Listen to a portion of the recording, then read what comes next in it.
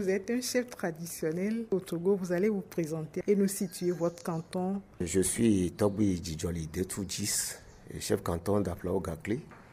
Le canton d'Aflao-Gakli est l'un des 10 cantons de la préfecture du Golfe, qui est au sud du Togo, et plus précisément dans la région maritime. Ma population fait à peu près 200 000 habitants. Et nous avons en tout une vingtaine de villages et de quartiers qui constituent l'ensemble du canton. Si nous prenons le canton d'Aflao-Gakli, comment les rites de veuvage se passent?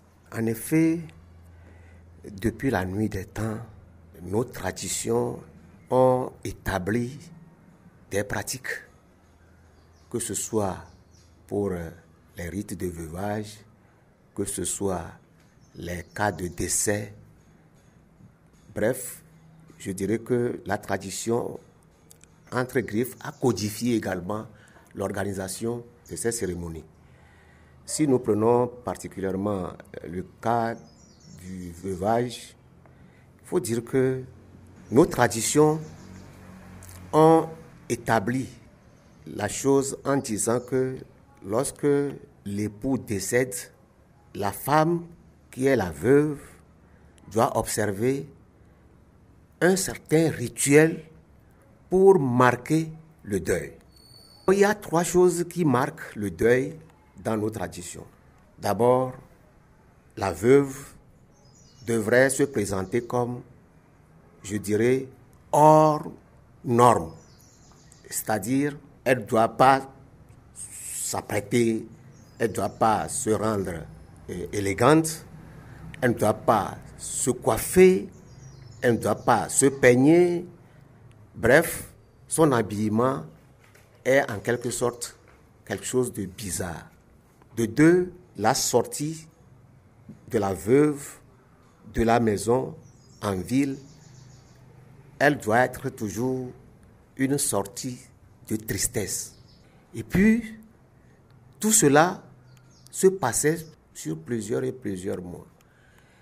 Et lorsque vous avez fini toutes ces étapes de cérémonie de veuvage, on vient maintenant pour faire la cérémonie, pour couper le veuvage. Alors, pour couper le veuvage, c'est aussi tout un rituel. Dans certaines communautés, il faut quand même reconnaître que, compte tenu de la situation que nous vivons aujourd'hui, on a un peu dilué cela. Dans certaines communautés, les veuves doivent aller se coucher avec un homme qu'elles ne connaissaient pas. Pour couper cette période de veuvage, la veuve doit aller se coucher avec un individu qu'elle ne connaissait pas. Voilà quelques pratiques qui ont fait que nous nous sommes interrogés sur la place des droits humains dans ces pratiques traditionnelles. Et nous nous sommes dit que si ça doit continuer, nous sommes en train de bafouer les droits de l'homme, et plus particulièrement les droits de la femme. Et c'est ce qui nous a amenés à nous retrouver, nous les chefs traditionnels et les prêtres traditionnels de nos cultes vaudous, pour réfléchir sur ce que nous devons maintenant proposer à nos responsables de couvent, à ceux-là qui animent, à ceux-là qui organisent les cérémonies de veuvage, pour que toutes ces peines que les veuves subissent soient atténuées. Voilà ce qui nous a amenés à nous retrouver pour prendre une déclaration demandant bien sûr de respecter la tradition, mais de tout faire pour atténuer considérablement le temps de passage de cette cérémonie de veuvage et surtout les pratiques qui entourent la veuve durant cette période de veuvage. Quel est le temps minimum que faisait autrefois une veuve dans sa chambre de veuvage avant de devenir une personne, entre guillemets, comme elle était avant? Ça change de communauté en communauté. Dans la communauté de chez moi, les veuves peuvent rester dans leur chambre pour 2-3 mois, voire même plus.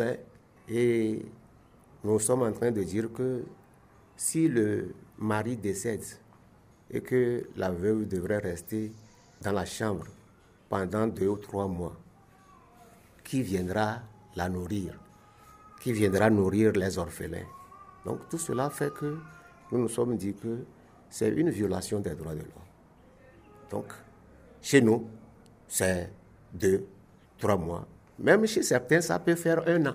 À la suite de votre réflexion avec vos collègues chefs traditionnels et les prêtres traditionnels que nous appelons chez nous ici les prêtres des cultes vaudous, qu'est-ce que vous avez décidé aujourd'hui pour que les droits de la femme dans le cadre des rites de veuvage soient au moins respectés? Lorsque nous nous sommes retrouvés, nous avons pris toute une série de déclarations demandant justement à toutes nos communautés, du moins au Togo, de bien tenir compte de tout ce que nous avons comme droits humains dans l'organisation des cérémonies de veuvage. Nous nous sommes dit qu'il faut considérablement limiter le temps de casernement de la veuve. Si on ne peut pas le faire pour 8 jours, c'est long, mais nous nous sommes dit que, compte tenu de l'époux qui est parti, on va quand même respecter le deuil. Et nous nous sommes dit que 8 jours suffiraient pour vraiment faire le deuil de ce mari. Nous nous sommes également dit que tout ce qu'on impose à la veuve pour aller couper le veuvage, par exemple, aller dormir, aller se coucher avec un autre homme, il faut carrément bannir cela. Parce que en le faisant ainsi, c'est d'autres problèmes, c'est d'autres maladies qu'on est en train de donner à cette pauvre dame, à cette pauvre femme qui, au fait, est devenue veuve par le fait que c'est son mari qui est décédé. On ne doit pas la faire souffrir. Donc nous nous sommes dit, dans toutes les cérémonies de veuvage, on ne doit plus faire souffrir la veuve et la femme. Comment vous allez faire le suivi de toutes ces recommandations que vous avez prises lors de votre réflexion? Vous savez, les chefs traditionnels, leur rôle le plus important, c'est d'aller vers la sensibilisation. Lorsque nous avons fini le forum la dernière fois, nous nous sommes dit, au niveau de chaque chefferie traditionnelle, nous allons nous retrouver pour donner l'information à tous les chefs traditionnels de quartiers, de villages et de cantons qui n'ont pas pu avoir cette occasion de prendre part à ce forum. Après cela, nous allons également retrouver les prêtres traditionnels, ceux qui sont les praticiens même de nos traditions, pour leur dire que à partir de maintenant, lorsqu'il y a un deuil dans une famille et que le mari qui décède, on ne doit plus faire souffrir la veuve, la femme, en organisant des cérémonies, des rituels qui sont des rituels avilissants. Donc, c'est fondamentalement la sensibilisation. Et nous nous sommes dit que pourquoi pas faire le plaidoyer en direction du pouvoir public pour trouver un mécanisme pour réglementer la pratique de ces cérémonies au Togo. Parce que lorsque il y a une loi qui fait interdiction à ces pratiques, je pense que celui qui va chercher à la violer sera alors sous le coup de la loi. Merci. Merci beaucoup, madame.